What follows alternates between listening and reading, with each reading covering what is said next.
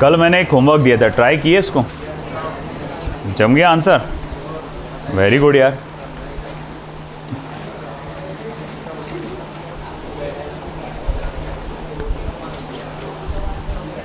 क्या था वो? Two unequal masses of 1 kilogram and 2 kilogram are attached to the two ends of light inextensible string passing over a smooth pulley as shown in figure. The system is released. Okay, ठीक है भाई, मान लिया। तो the work done by the string on both the blocks in 1 second is। अच्छा एक बात बता मुझे, गौर से देखो, ये रिजिड सपोर्ट था तुम्हारा और ये था पुली। पुली पे दो ब्लॉक्स अटैच्ड हैं, एक है 1 किलोग्राम का और एक है 2 किलोग्राम का। ऑफ कोर्स 2 किलोग्राम वाला नीचे जाएगा, 1 किलोग्राम वाला ऊपर जाएगा। अपने से क्या पूछा है? Work done bye string on both the blocks. String कौन सा फोर्स लगा रहा है ब्लॉक्स पे? Tension. Very good, tension force लगा रहा है। तो मतलब हमें एक्चुअल में पूछा गया है work done by the tension on the blocks, हमसे ये पूछा गया। बात समझ रही है यार? तो work done by tension on the blocks, तो मेरे को क्या निकालना पड़ेगा? टेंशन, और साथ ही साथ डिस्प्लेसमेंट भी निकालना पड़ेगा। ब्लॉक्स का कितना डिस्प्लेसमेंट हुआ? देखो आप टेंशन तो इजीली निकाल लोगे, डायरेक्ट फॉर्मूला भी है 2m1 m2g upon m1 plus m2, है ना? निकाल लेते हैं चलो। तो टेंशन निकालने के लिए मेरे पास एक डायरेक्ट फॉर्मूला है, T equals to 2m1 m2g upon m1 plus m2। तो 2 multiply by 1 multiply by 2 multiply by 10 upon 1 plus 2, 40 upon 3 newton. ये मेरे पास टेंशन आ गया। ध्यान दो, सब लोग इधर फोकस करो, बात कोई नहीं करेगा। ये समझ में आ गया?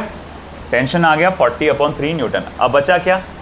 हमको फोर्स इंटू डिस्प्लेसमेंट करना पड़ता है वर्क कैलकुलेट करने के लिए। फोर्स मिल गया, डिस्प्लेसमेंट निकालना है। डिस्प्लेसमेंट का फॉर्मूला क्या आएगा? Half of AT square. बोले ई वाला फॉर्मूला क्यों? नहीं या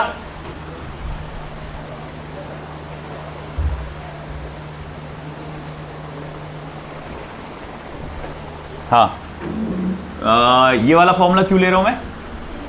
क्योंकि ये मोशन कैसा है? Accelerated motion. ब्लॉक एक्सेलरेशन से ऊपर जा रहा, ये ब्लॉक एक्सेलरेशन से नीचे आ रहा। तो डिस्प्लेसमेंट कितना हुआ वो कैसे आएगा? काइनेमेटिकल इक्वेशन से ही जाएगा, है ना? तो अब आ गया ये। तो चलो डिस्प्लेसमेंट निकालते हैं। हाफ ऑफ, अरे एक्सेलरेशन तो नहीं निकाले अपन ने, एक्सेलरेशन निकालो पहले। तो वो आएगा 2g minus 1g upon 2 plus 1। समझा कि नहीं समझा? भूल गए सब, है ना? ये वजन नीचे खींच रहा, ये वजन ऊपर कर, कौन है रे वो? ये नीचे खींच रहा, ये अपोज कर रहा upon mass of the system. तो ये हो जाएगा 2g माइनस 1g हो जाएगा 20 माइनस 10 यानी कि 10 upon 3 metre per second square. तो अब डिस्प्लेसमेंट कितना हो देख, देखो y is equals to half of 10/3। Time कितना बोला हुआ है? मैंने 1 का स्क्वायर, यानी कि हो जा रहा वो 5/3 मीटर्स। ये हो गया डिस्प्लेसमेंट। अब अपने को निकालना है work done on 1 kilogram block. तो work done on 1 kilogram block वो आएगा tension multiply by displacement. Okay, tension कितना है अपना? 40/3। डिस्प्लेसमेंट कितना है? 5/3। कितना हो जाएगा ये? 200 अपॉन 9 जूल। ठीक है। अच्छा, work done on 2 kilogram block है ना, माइनस T इंटू वाई। अब माइनस क्यों? वो नीचे जा रहा और टेंशन उसको ऑपोजिट डायरेक्शन में लग रहा है ना। इसका डिस्प्लेसमेंट नीचे हो रहा ना, इसका डिस्प्लेसमेंट ऊपर हो रहा था। टेंशन का और डिस्प्लेसमेंट का डायरेक्शन सेम था यहाँ पे, तो इसीलिए प्लस में आया ये। यहाँ पर टेंशन का और डिस्प्लेसमेंट का डायरेक्शन कैसा है? ऑपोजिट है, और इसीलिए ये माइनस में आया। तो ये हो जाएगा सेम माइनस 200 अपॉन 9 जूल्स। आया समझ में? Work done on 1 kilogram block, work done on 2 kilogram. JEE में इस टाइप के क्वेश्चंस आएंगे आपको, तो जेई वालों को इस बात का ध्यान रखना। चलो लिखो फटाफट, फिर आगे बढ़ते हैं।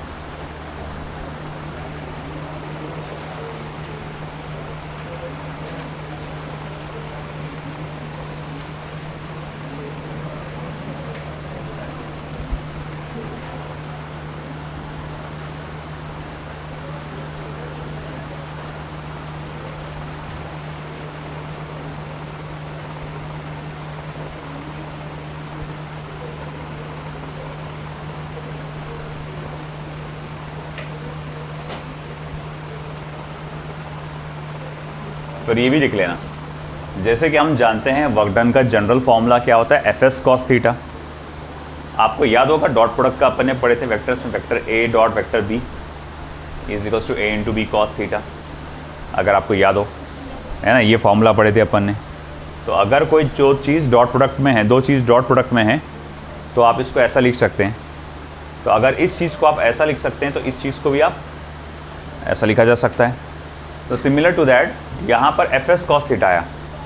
तो अगर फोर्स और डिस्प्लेसमेंट मुझे वेक्टर फॉर्म में दिया हुआ, अगर फोर्स और डिस्प्लेसमेंट मुझे वेक्टर फॉर्म में दिया हो, तो मैं उसको ऐसा लिख सकता, vector F dot vector S. ठीक है, देखो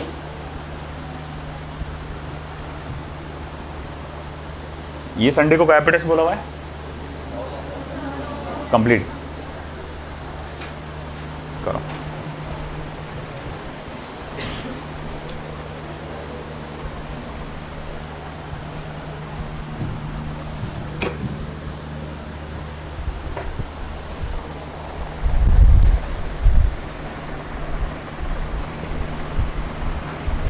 तो तुम्हारे सामने जैसे कि एक क्वेश्चन मौजूद है, a body constant to move along z axis of coordinate system to a constant force given by vector f is equals to minus I cap plus 2j cap plus 3k cap Newton. What is the work done by this force in moving the body through a distance of 4 meter along z axis? तो देखो simple सी बात, तुमको force दिया हुआ है minus I cap plus 2j cap plus 3k cap newton. Displacement कितना है, 4k cap metre से। डायरेक्शन के साथ डालना पड़ेगा, वेक्टर फॉर्म में डालना पड़ेगा। उसने बोला ना displacement is along z axis, 4 metre along z axis, तो इसीलिए 4k कैप। तो therefore work done is equals to vector f dot vector s, vector f dot vector s। अब आप डॉट प्रोडक्ट लेंगे, यहाँ पर सिर्फ k कैप की वैल्यू है, आई कैप और j कैप की वैल्यू क्या है, 0 है। तो मैं यहाँ लिख सकता हूँ, देखो आई कैप तो जैसे इसके साथ -1 है, यहाँ क्या है 0 है, इसके साथ 2 है, यहाँ क्या है 0 है, इसके साथ यहाँ k कैप के साथ 3 है, यहाँ क्या है 4 है। तो कुल मिला के आंसर क्या आने वाला है 12 जूल। इस तरीके के पैटर्न पे बेस्ड, डॉट प्रोडक्ट पे बेस्ड क्वेश्चंस इस तरह से आते हैं। ठीक, next.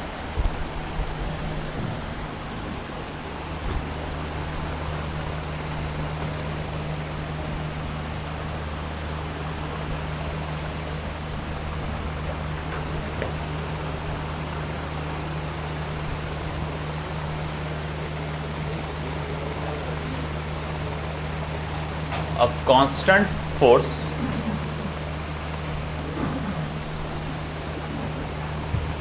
vector F is equals to I cap plus 3j cap plus 4k cap Newton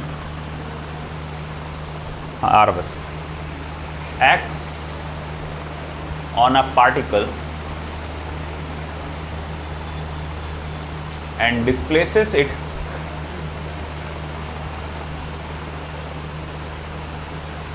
from -1, 2, 1 meters to 2, -3, 1 meters. Full stop. Find the work done by force. Force के द्वारा होने वाला वर्क क्या होगा वो कैलकुलेट करिए। चलिए ट्राई करिए। देखो ये आपको फोर्स दिया हुआ है, ये दिया हुआ है फोर्स, ये क्या दिया हुआ है आपको, इनिशियल पोजीशन, और ये क्या दिया हुआ है, फाइनल पोजीशन। तो अगर मैं यहां लिखूं initial position minus I cap plus 2j cap plus k cap, final position क्या आ जाएगा फिर 2i cap minus 3j cap plus k cap. अब अपने को जो फोर्स का जो फॉर्मूला है, सॉरी वर्क का जो फॉर्मूला है और डॉट प्रोडक्ट है फोर्स और डिस्प्लेसमेंट का। अपने पास फोर्स तो डायरेक्ट दिया हुआ है, डिस्प्लेसमेंट डायरेक्ट दिया हुआ है क्या? नहीं। तो डिस्प्लेसमेंट डायरेक्ट नहीं दिया हुआ है, इस कारण से हमें डिस्प्लेसमेंट निकालना पड़ेगा। कैसे निकालेंगे? Final position minus initial position, vector R2 minus vector R1। आप करो 2 माइनस माइनस 1 है ना, 2 minus minus 1 3i cap, minus 3 minus 2 5j cap, और ये तो 0 हो जाएगा, प्लस 0 k कैप। अब फोर्स कितना होता है? i cap plus 3j cap plus 4k cap. देखो वर्क डन क्या रहेगा? It is the dot product of force and displacement. देखिए 3 multiply by 1 plus minus 5 multiply by 3 plus 0 multiply by 4। अब ये तो पार्ट 0 हो गया, ये हो गया 3 माइनस 15 यानी कि माइनस 12 जूल्स। तो ये हमारा वर्क डन रहा। आया समझ में? Next,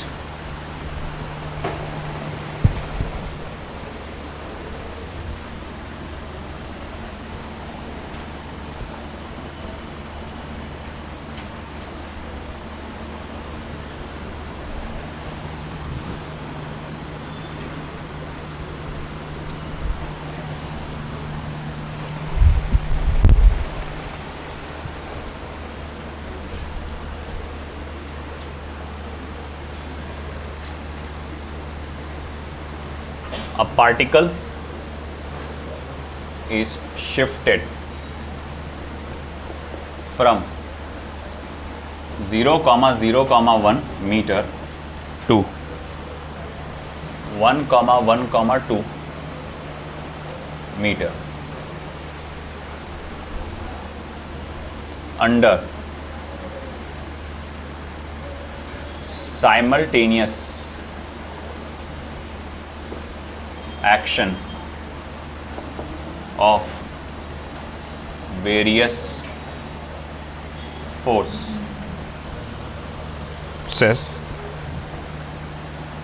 two of which are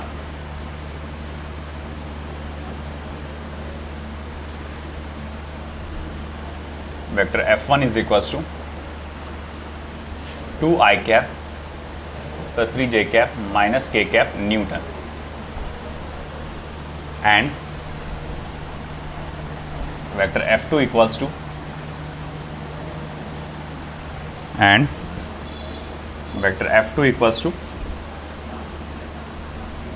I cap minus 2j cap plus 2k cap Newton. First stop.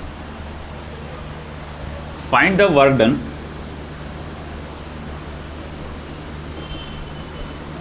by the resultant of these two forces. Find the work done by the resultant of these two forces. इन दोनों forces का जो resultant आएगा उसके जरिए होने वाला work calculate करिए। Once again ये क्या चीज़ है? इनिशियल पोजीशन, और ये क्या है? Final position. तो इससे पहले तो आप क्या निकाल लो? डिस्प्लेसमेंट निकाल लो। मार्क करो, लिख डालिए यहाँ पे vector R1 0 i cap 0 j cap plus 1 k cap metres, vector R2 1 i cap plus 1 j cap plus 2 k cap metres. So what is displacement? Final minus initial. तो 1 minus 0 1, 1 minus 0 1, 2 minus 1 1 k cap metres. ठीक है, ये आ गया आपका displacement. अब देखो यहाँ जो फोर्स है कोई एक फोर्स नहीं है, यहाँ पर दो फोर्सेस है।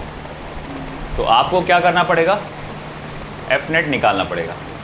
विच will be the sum of vector F1 plus vector F2। Add करो इनको, 2 + 1 3 i cap, 3 + -2 j cap, -1 + 2 + k cap newton. ठीक है, तो अब वर्क डन क्या रहेगा,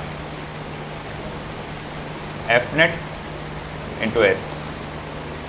चल बेटा डॉट प्रोडक्ट करते हैं, 3 × 1 + 1 × 1 + 1 × 1, यानी कितना हो गया 5 joules. Work done is 5 joules.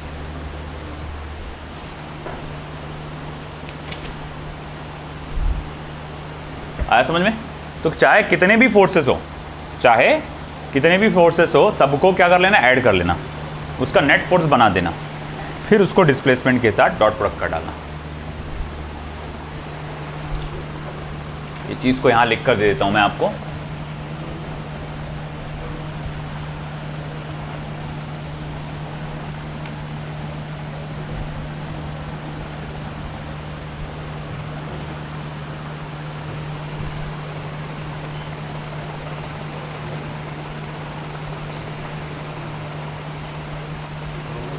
For multiple forces, work done is equals to सभी फोर्सेस का vector sum multiply by displacement, dot product of displacement. In case आपको डिस्प्लेसमेंट नहीं है दिया हुआ डायरेक्ट, आपको पोजीशंस दिए गए हैं, तो final position minus initial position करो, उससे डिस्प्लेसमेंट मिलेगा, और उस डिस्प्लेसमेंट का तुम सारे फोर्सेस के साथ क्या करो, डॉट प्रोडक्ट कर डालो। ठीक है, क्लास के बाद होमवर्क के फॉर्म में मैं आपको कुछ क्वेश्चंस दूंगा, पिक भेज दूंगा ग्रुप पे, 1 2 3 4 5 क्वेश्चंस रहेंगे डॉट प्रोडक्ट के, सारे के सारे डॉट प्रोडक्ट के। कल मैं एक एक का चेक करूंगा, मुझे आंसर्स चाहिए सभी के। हालांकि इसमें आंसर भी मार्क्ड रहेगा, सिर्फ सॉल्यूशन चाहिए मुझे।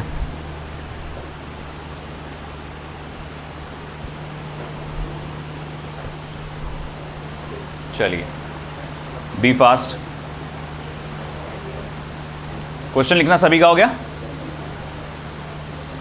अब हमारा जैसा work done bye constant force वाला टॉपिक हुआ खत्म, work done bye constant force. अब रिकॉल करो क्या क्या पढ़े अपन ने। Work done bye constant force में हमने पढ़े कि अगर फोर्स और डिस्प्लेसमेंट सेम डायरेक्शन में, work direct force into displacement से निकाल लेना। फोर्स और डिस्प्लेसमेंट के डायरेक्शन अलग अलग है या अननोन है, तो क्या करेंगे आप, फिर Fs cos थीटा वाला फॉर्मूला यूज़ करो। अगर फोर्स और डिस्प्लेसमेंट का डायरेक्शन सेम है तो वर्क डन पॉजिटिव आएगा, और फोर्स और डिस्प्लेसमेंट का डायरेक्शन अगर ऑपोजिट है तो वर्क डन निगेटिव आएगा। फोर्स और डिस्प्लेसमेंट का अगर डायरेक्शन परपेंडिकुलर है तो वर्क डन 0 आएगा। इसीलिए हमेशा सेंट्रीपिटल फोर्स के कारण वर्क डन 0 बोला जाता है, क्योंकि सेंट्रीपिटल फोर्स और डिस्प्लेसमेंट हमेशा क्या एक दूसरे को परपेंडिकुलर होते हैं। ये बात याद रखना, बहुत इंपॉर्टेंट कॉन्सेप्ट है। ठीक है, फिर आपने अभी फिलहाल आपने देखा कि आप डॉट प्रोडक्ट से भी वर्क डन कैलकुलेट कर सकते हैं। अगर फोर्स और डिस्प्लेसमेंट आपका है ना कांस्टेंट है और आपको वेक्टर फॉर्म में दिया हुआ है, तो आप उसका डॉट प्रोडक्ट ले लो, आपको वर्क डन मिल जाएगा। आई बस सुने, देखो हमेशा यहाँ पर देखना, क्योंकि वर्क कई तरह से कैलकुलेट कर सकते हैं, बहुत सारे तरीके हैं कैलकुलेट करने के। एक आपने अभी ये देखा, डायरेक्ट फोर्स और डिस्प्लेसमेंट को मल्टीप्लाई करो, कॉस थीटा से मल्टीप्लाई करो। एक देखा वेक्टर फॉर्म में, अभी आप एक और फॉर्म देखने वाले हैं वेरिएबल फोर्स वाला। फिर आगे एक वर्क एनर्जी थ्योरम देखेंगे, फिर आगे वो चेंज इन पोटेंशियल एनर्जी वाला डेफिनेशन देखेंगे। इतने सारे तरीके हैं वर्क कैलकुलेट करने के लिए कि बहुत कंफ्यूज होता। तो माइंड में ट्रैक याद रखना हमेशा। कैसा, अगर वर्क, पहले फोकस करना फोर्स पर, फोर्स की वैल्यू कैसी दी गई। फोर्स अगर कांस्टेंट है, फोर्स अगर कांस्टेंट है, कोई एक कांस्टेंट नंबर दिया हुआ है, तो आप क्या करेंगे, फिर आपका work done due to a constant force के मेथड से यूज़ करेंगे, सॉल्व करेंगे। फिर देखना फोर्स का कोई डायरेक्शन दिया हुआ है के साथ में, अगर कोई डायरेक्शन दिया हुआ है, मतलब आई कैप, जे कैप, के कैप, तो प्रोबेबली क्या होगा कि आपको डॉट प्रोडक्ट का इस्तेमाल करना है। या फिर सिर्फ फोर्स की वैल्यू, डिस्प्लेसमेंट की वैल्यू और एंगल की वैल्यू दे दिया, तो ऑफकोर्स जो बेसिक फॉर्मूला है हमको वो इस्तेमाल करना रहेगा। ठीक है, प्रैक्टिस में समझ में आ जाएगा। वर्क एनर्जी एंड पावर का ट्रांसफ़र कर दिया ना मैंने, मॉड्यूल प्रिंट करा लो, प्रैक्टिस शुरू कर दो उसकी भी।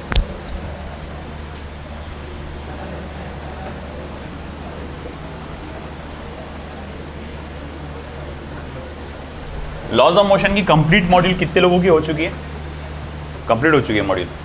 Very good very good very good very good very good very good. ठीक है, बाकी लोग भी भाई जल्दी जल्दी करो, टाइम जा रहा है।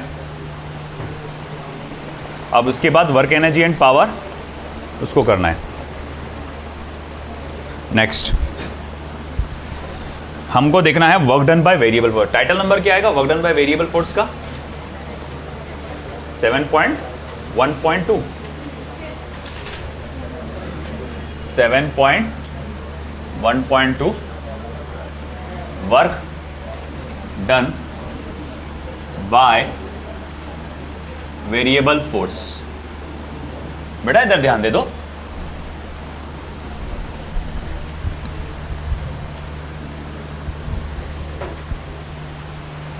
Work done by variable force, नाम से बहुत कुछ पता चलता है कि यहां पर जो फोर्स है वो कांस्टेंट नहीं रहने वाला भैया। उसके साथ कोई खालिस नंबर नहीं आएगा। फोर्स के फॉर्मूले में x आएगा, y आएगा, z आएगा, कुछ भी आ सकता है, t भी आ सकता है। मतलब सिंपल सी बात है, फोर्स की वैल्यू कांस्टेंट नहीं रहेगी। आप इमेजिन करके चलिए एक ऑब्जेक्ट पोजीशन A से पोजीशन B पे जा रहा है, पोजीशन A से पोजीशन B पे जा रहा है। उसका जब सफ़र चालू था उस दौरान एक छोटा सा रास्ता मैंने उसका देखा। जब वो A से B पे जा रहा था एक छोटा सा डिस्प्लेसमेंट मैंने वेक्टर ds देखा, उसका छोटा सा डिस्प्लेसमेंट वेक्टर ds देखा। उस दौरान उस पर जो फोर्स लग रहा था वेक्टर f इधर लग रहा था। हो सकता है उनके बीच में का एंगल क्या होगा, थीटा होगा। मैं बोलूँगा जब तुम यहाँ छोटा सा डिस्प्लेसमेंट ds किए, अभी लिखना नहीं हाँ, जब ये छोटा सा डिस्प्लेसमेंट ds किए तो हम ये जानना चाहते हैं कि इस प्रोसेस में वर्क डन कितना हुआ होगा। ठीक है, तो इसको प्रॉपर तरीके से मैं यहाँ लिख देता हूँ। When an object is being displaced from A to B during that motion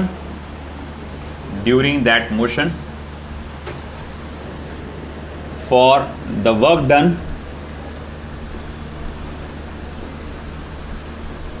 by force vector F for an infinitesimal, इसका मीनिंग क्या होता है? इनफाइनेटेसिमल मतलब बहुत ज़्यादा छोटा। इनफाइनाइटली स्मॉल से बना है वो इनफाइनेटेसिमल, है ना। Infinitesimal displacement, infinitesimal displacement vector ds, the work done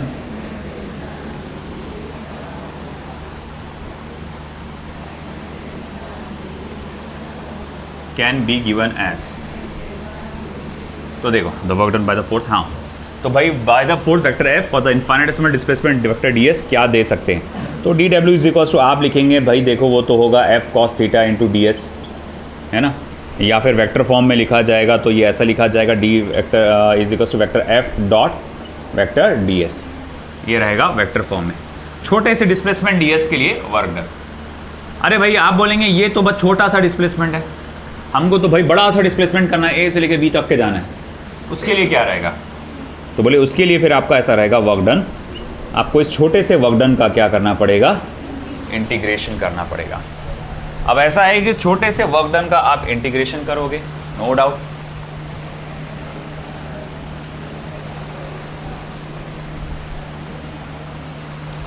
तो मैं यहां लिखूंगा therefore work done is equals to integration vector f dot vector ds, vector f dot vector ds। और मैं यहां लिखूंगा position of A to the position of B, है ना। A की पोजीशन से लेकर B की पोजीशन तक लिमिट। अब देखो ये आपका जो डायरेक्शन है, ये जो डिस्प्लेसमेंट हुआ होगा, ज़रूरी नहीं कि सिर्फ एक ही एक्सिस पे हुआ होगा, दो एक्सिस पे हो सकता, जिसको अपन मोशन ना प्लेन बोलते, तीन एक्सिस में भी हो सकता। जैसे मान लो एक ऑब्जेक्ट ऐसा आया, ऐसा आके ऐसा आया, तो तुमको नहीं लगता वो x पे भी गया, y पे भी गया, z पे भी गया? तो भैया तीन एक्सिस पे हो गया इसका मोशन, मोशन स्पेस जिसको हम लोग कहते हैं। तो यार फिर तो 3 अगर उस पर हुआ, हम उसको कैलकुलेट कैसे करेंगे? तो देखो कैसा करेंगे, मैं यहां पर वेक्टर एफ को ऐसा लिख सकता हूं, ओ यार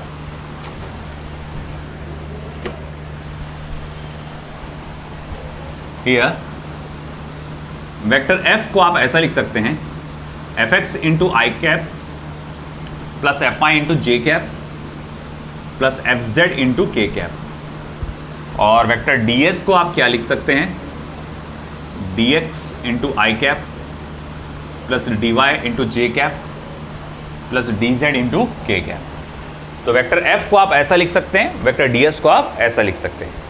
अब ये वैल्यू अगर आप वहां डालेंगे तो मैं लिखूंगा W is equals to vector F के जगह F x into I cap plus F Y into J cap plus F Z into K cap. और वेक्टर डी एस के जगह D X into I cap plus D Y into J cap plus D Z into K cap. और यहाँ पर limits जैसे मैंने लिखा अभी भी R A to are B. अब इनका ले लो डॉट प्रोडक्ट। डॉट प्रोडक्ट लेंगे अगर आप तो f x d x plus F y d y f y d y plus F z d z. Dot product लेने के बाद ये ऐसा आएगा। पॉज का बटन चालू ही नहीं हुआ, चालू है वो क्या है, वो चलते ही रहेगा। लाइट ऑन कर दे, लाइट ऑन करो। नहीं कॉर्नर, हाँ तो देखो अभी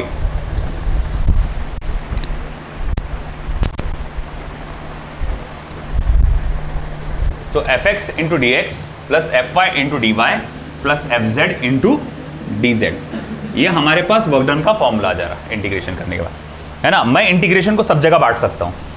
तो अगर मैंने इंटीग्रेशन को सब जगह बांट दिया तो f x into d x plus integration f Y into d y integration f Z into d z. और लिमिट्स को मैं ऐसा लिखूंगा, x a to x b, y a to y b, और ये हो जाएगा z a to z b. तो ये पूरा फॉर्मूला बनाते हुए लेके आपको मेन ये फॉर्मूला याद रखना है, आपके लिए मेन ये है याद रखना। ये बाकी की चीज़ें सिर्फ समझ में आने के लिए कि ये सिलसिला कैसे आया यहाँ तक, है ना। ये कॉन्सेप्ट समझने के लिए कॉन्सेप्ट भी जाना ज़रूरी है, क्योंकि भैया अगर हायर प्रॉब्लम्स आप सॉल्व करने जाते हो तो वहाँ चीज़ों को खुद बनाना पड़ता है। तो इसीलिए कॉन्सेप्ट भी समझना कभी कभार ज़रूरी हो जाता है। तो वो क्या था, आपको यहाँ से यहाँ लेके जाना था। फोर्स कांस्टेंट नहीं था। अगर फोर्स कांस्टेंट होता, एक खाली नंबर होता, तो मैं डायरेक्ट उसको डिस्प्लेसमेंट के साथ क्या कर देता, मल्टीप्लाई कर देता। मगर इशू क्या था यहाँ पर, फोर्स कांस्टेंट नहीं रहेगा, बदलते रहेगा। तो अब कैसा, मान लो देखो इस पूरे सफ़र में छोटा सा डिस्प्लेसमेंट करना था। तो फोर्स F लग रहा था, डिस्प्लेसमेंट ds करना था, फोर्स और डिस्प्लेसमेंट के बीच में का एंगल थीटा था। तो छोटे से डिस्प्लेसमेंट ds के कारण वर्क डन कितना होगा, F cos theta into ds, जिसको डॉट प्रोडक्ट, जिसको ऐसा भी लिखा जा सकता है dw is equals to vector F dot vector ds। देख छोटे से डिस्प्लेसमेंट ds के लिए वर्क डन इतना है, बड़े से डिस्प्लेसमेंट ds के लिए वर्क डन कितना रहेगा फिर, तो बोले उसको इंटीग्रेट करो, उसे इंटीग्रेट करो। और उसे इंटीग्रेट करने पे ये इक्वेशन ऐसी बन जाएगी, है ना, इंटीग्रेट करने पे। अब मैं बोलूँगा देख यार f को क्या लिख सकते, ऐसा लिख सकते, ds को क्या लिख सकते, बिल्कुल ऐसा लिख सकते, दोनों को उसकी जगह लिख दे, हाँ लिख दिए। डॉट प्रोडक्ट करो, f x d x f y d y f z d z, है ना। फिर उसके बाद इसके लिमिट्स आएंगे r A to are b, okay. फिर ये लिमिट्स को हर जगह, या इंटीग्रेशन को हर जगह बांटो, ये कॉमन में इंटीग्रेशन अभी हर जगह बांटो, और हर जगह बांटने पे ऐसा आएगा।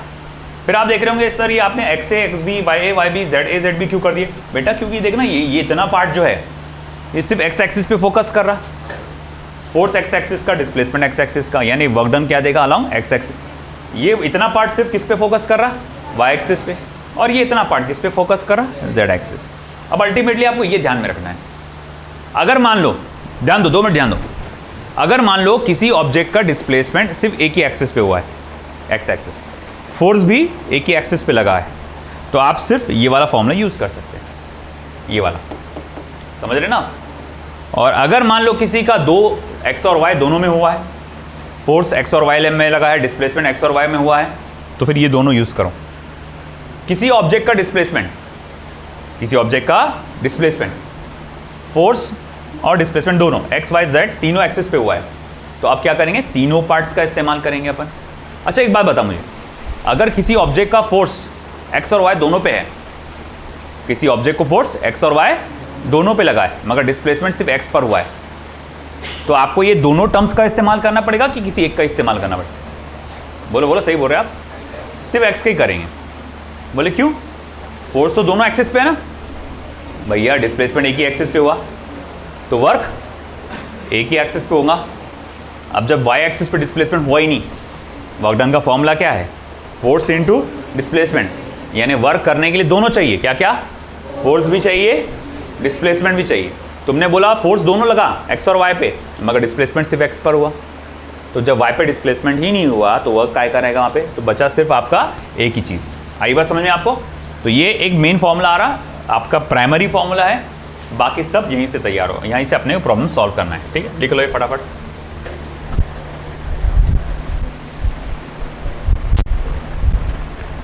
तो चलिए इसके एग्जांपल्स देखते हैं।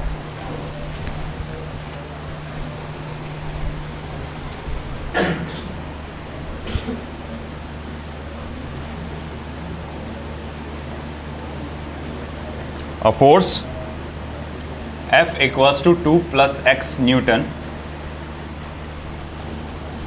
acts on a particle in x direction. In x direction. Full stop. Find the work done by this force. Find the work done by this force during a displacement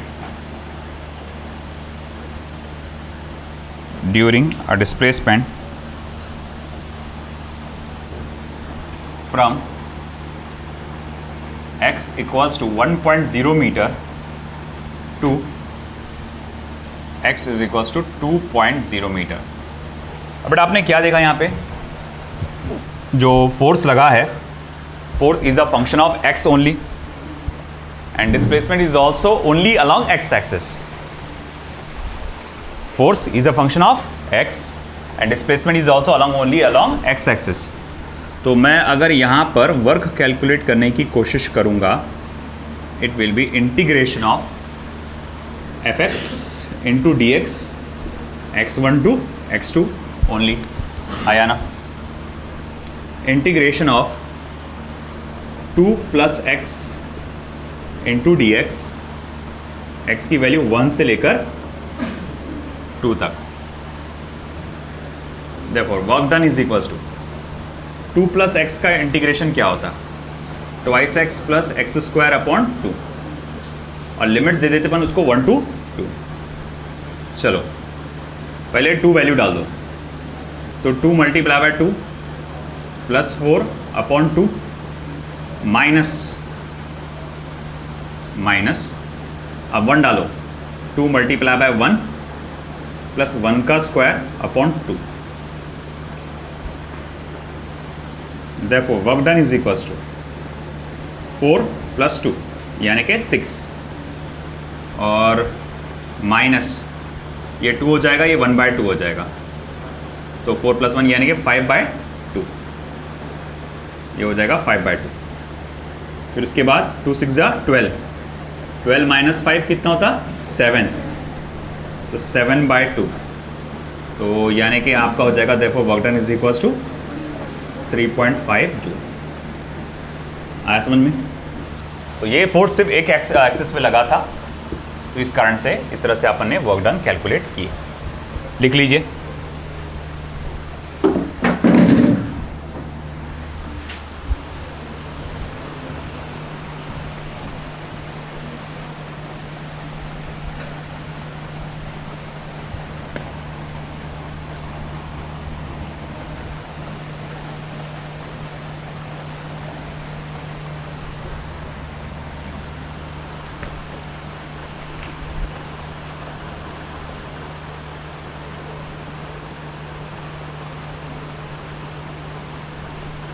next,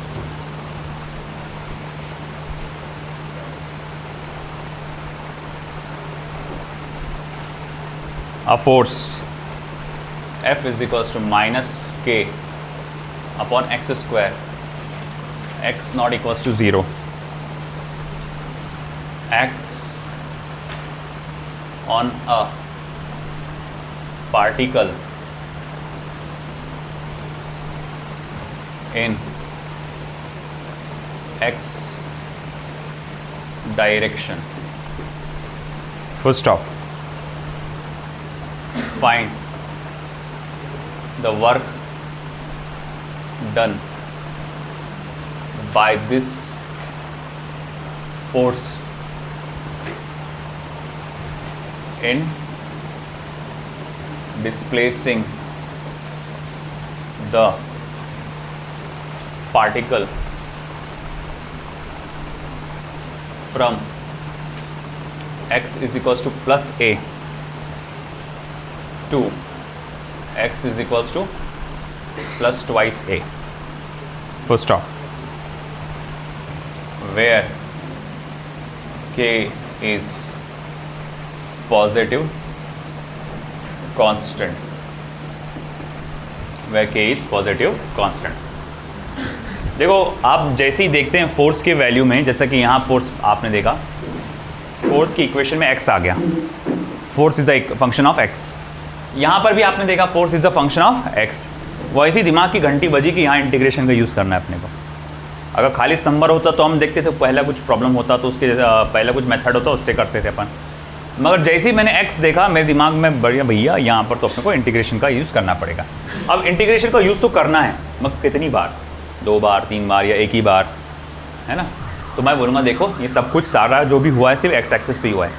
force x axis पे लगा है और साथ ही साथ आपका displacement भी एक x axis पे ही हुआ है. तो डिस्प्लेसमेंट क्योंकि सिर्फ x एक्सिस पे हुआ है तो वर्क डन भी सिर्फ x एक्सिस पे ही होगा. तो अब मैं कहूँगा ठीक है भाई, यहाँ पर फिर क्या होगा फॉर्मूला कैलकुलेट करने का, वही घिसा बेटा जो अभी तक अपन देखते हैं, integration fx into d x x a to x b. तो इंटीग्रेशन एक्स ए क्या है, a है, एक्स बी क्या है, ट्वाइस a है, fx क्या है, minus k upon x square into d x. Minus k को करो बाहर, a to twice a, x raise to power minus 2 d x. अरे भैया ऊपर नीचे से ऊपर लेके चले गए ना, तो माइनस 2 डी एक्स. या फिर अगर आपको मालूम होगा कि 1 अपॉन एक्स स्क्वायर का इंटीग्रेशन क्या होता है, माइनस 1 अपॉन एक्स. याद रखो 1 अपॉन एक्स स्क्वायर का इंटीग्रेशन क्या होता है, माइनस 1 अपॉन एक्स. तो इसका इंटीग्रेशन लेने पे ये हो जाएगा कितना, माइनस 1 अपॉन एक्स. लिमिट्स आ जाएंगे a to twice a minus minus sign plus हो जाएगा k, 1 upon twice a minus 1 upon a. तो चलो भाई करो cross multiply, a minus twice a upon twice a का square minus k a upon twice a का square. Work done is equals to minus k upon twice a, minus k upon twice a. ये आएगा आपका final answer.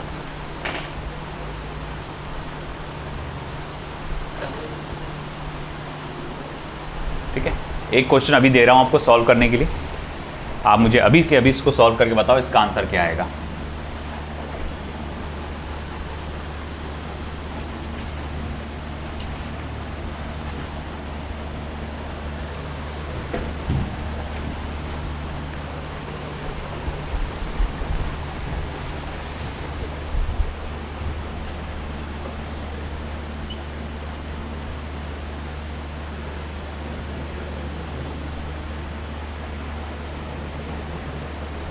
Position dependent force vector F is equals to, या F is equals to 7 minus twice x plus thrice x square Newton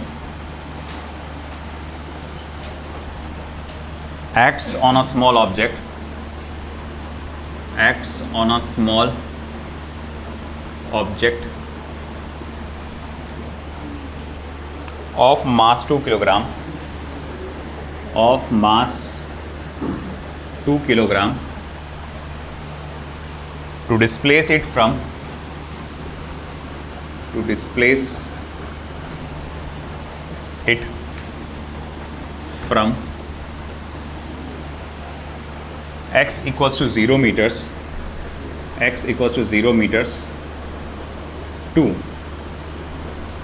x is equals to 5 meters, x equals to 0 meters to x is equals to 5 meter. First stop, the work done in joule is, the work done in joule is, July July नहीं रे भाई, joule. चलो करो solve, ये आप solve करके बताएंगे इसका आंसर मुझे.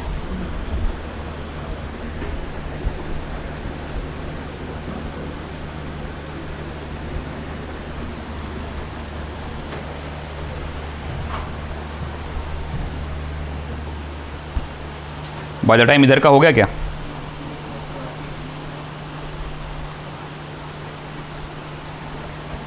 इधर का हो गया पक्का? क्वेश्चन हो गया? आधे लोग हाँ, आधे लोग ना. आधे तू हाँ में है ना, वो ना में है ना. जल्दी करो, जिसका हो गया वो लोग ये सॉल्व करो.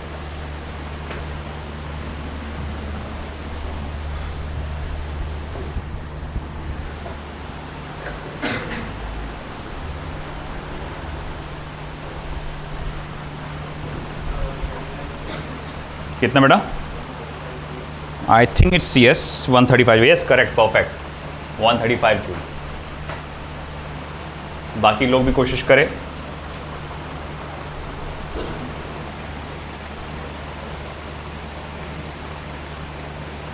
An object is displaced from position vector r1 is equals to 2i cap plus 3j cap meters to vector r2 is equals to 4i cap plus 6j cap meters under a force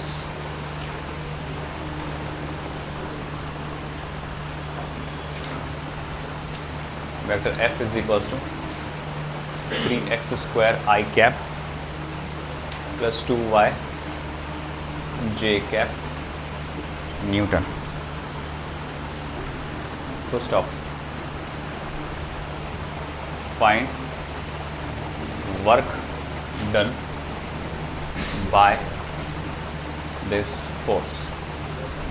इस force के ज़रिए होने वाला work done calculate करें.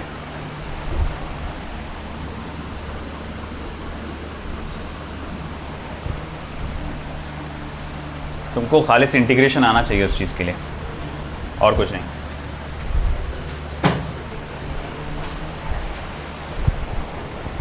Force यहाँ function of क्या है? X only. Displacement सिर्फ कहाँ हुआ है? एक्स एक्सिस पे. तो यहाँ पर इंटीग्रेशन वर्क डन का एक ही फॉर्मूला लगेगा,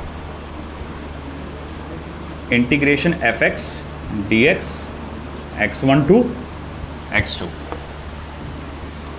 integration 7 minus twice x plus thrice x square into d x 0 to 5.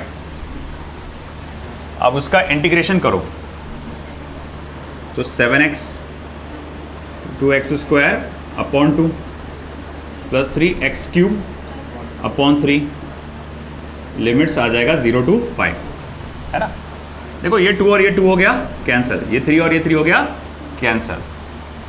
तुम क्या करो, x की जगह 5 डालो तो 7 मल्टीप्लाई बाय 5 35, 5 का स्क्वायर 25 प्लस 5 का क्यूब 125 माइनस 0. 0 क्यों? क्योंकि तुम हर जगह x की जगह 0 डालोगे तो 0 ही होना है लोअर लिमिट.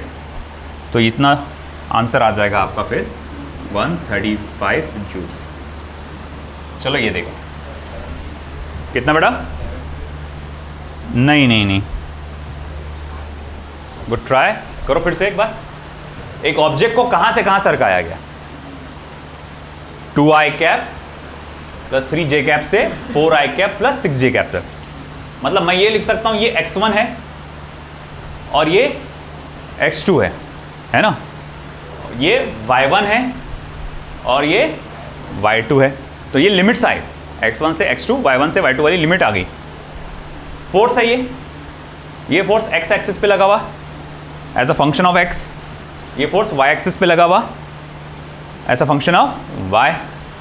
तो आप इंटीग्रेशन का यूज करो, देखो यहां पे क्या लगता है कितने टर्म्स लेना चाहिए मुझे, 2। Integration fx dx x1 to x2, integration fy dy y1 to y2। अब fx dx force along x axis कितना है, 3x² dx और x1 to x2 कितना है, 2 to 4 प्लस fy dy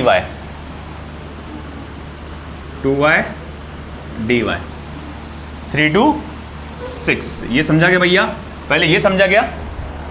मैंने क्या किया, इसके अलग अलग किया सो टुकड़ों को। मैंने बोला x एक्सिस पे फोर्स कितना है, 3x² है, लिख दिया fx की जगह, और dx as it is. y axis पे फोर्स कितना है, 2y है, तो fy की जगह 2y dy जैसे कि वैसे ही। और देखो यहाँ पर ये r1 मतलब x1 और ये x2 है, ये सॉरी x1 और y1 है, और ये x2 और y2 है। तो ये x1 से लेकर x2 तक, यानी 2 से लेकर 4 तक, y1 से लेकर y2 तक लिमिट ये आ गया।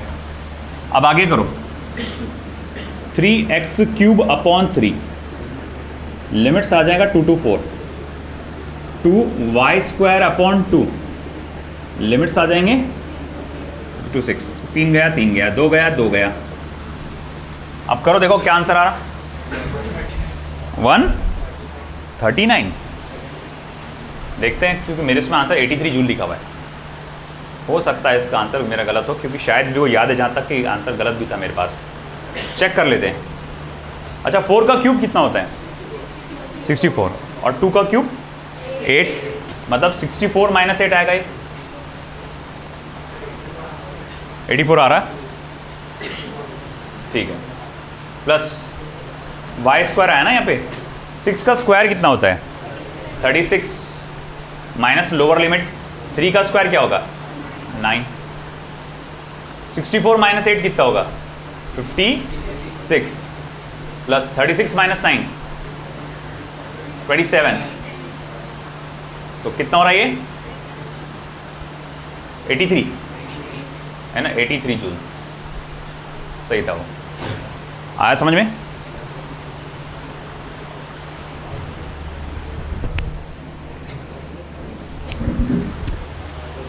चलिए, अब ये आखिरी work done by variable force वाला।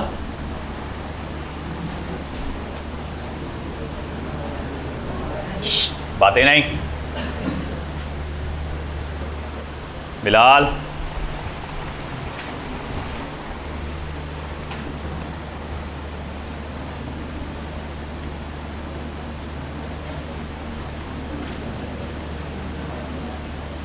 find the work done if a particle is displaced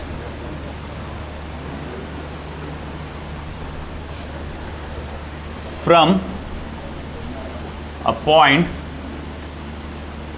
capital A 1, 2, 3 meters to capital B 2, 3, 4 meters under a force vector F is equals to 2xi cap plus 3y square j cap plus 4z cube k cap Newton. चलो करो solve ये। अब यहां पर कितने terms आएंगे? 3, तीनों के तीनों इस्तेमाल करना है आपको।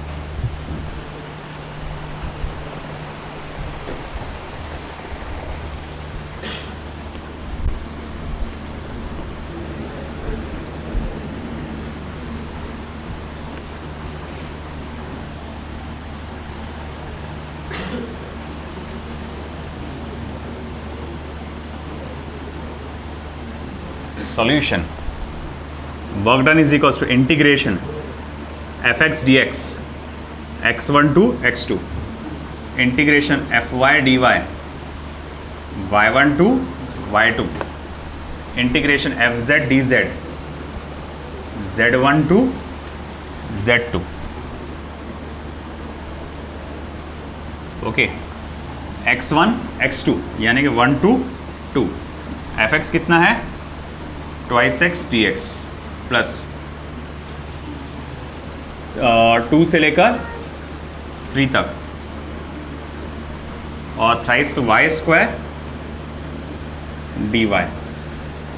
फिर उसके बाद 3 से लेकर 4 तक और 4 जेड क्यूब डी जेड। करो कैलकुलेट आगे का, बताओ आंसर क्या आता है। ये कैलकुलेशन मैं नहीं बताऊंगा, हर बार नहीं बताते बैठूंगा। अब देखते हैं सबसे फास्टेस्ट आंसर किसका आएगा। Come on,